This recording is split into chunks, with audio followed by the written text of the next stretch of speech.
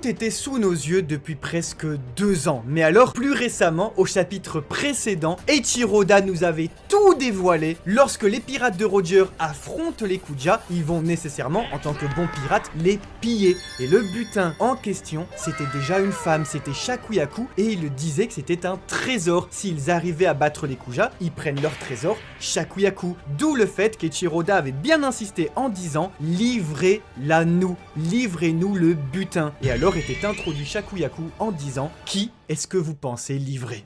Elle s'appelle Hélène. Hélène de Sparte.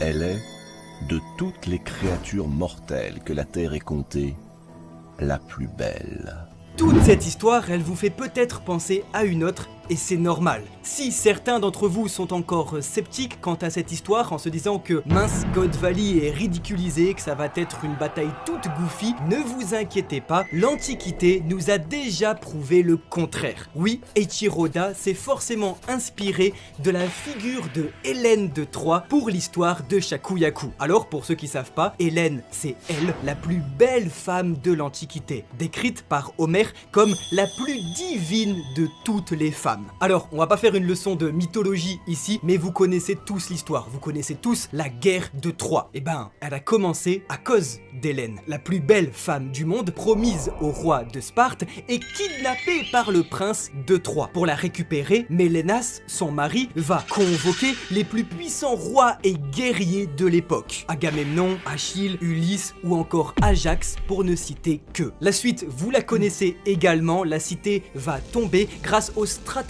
du cheval de Troie. Toute cette histoire, au final, elle se reflète totalement sur le lore de One Piece. On récapitule, une beauté fatale, plus un kidnapping, plus l'ego de tous les hommes est égal une bataille mythique. Dans l'Iliade, nous avons tous les plus grands guerriers et rois de la Grèce antique qui se battent pour une seule femme. Dans One Piece, nous avons tous les plus grands pirates et soldats de la marine qui se battent pour une femme. D'autant plus que le cheval de Troie, stratagème ici de malhonnêteté, de trahison pour pouvoir détruire la plus grande cité de son époque, rappelle le traître chez les Rocks, celui qui fait fuiter les informations comme dit Barbe Blanche et qui donc permettrait de faire tomber non pas cette fois la plus grande cité de l'Antiquité, mais le plus grand équipage pirate de son temps. Et enfin, comme vous l'avez entendu, on a fait exprès de vous dire que la guerre de Troie a commencé à cause d'Hélène. C'est pour vous souligner que tout comme dans One Piece, en réalité, ce n'est pas la faute de la femme qui ici, que ce soit Shaki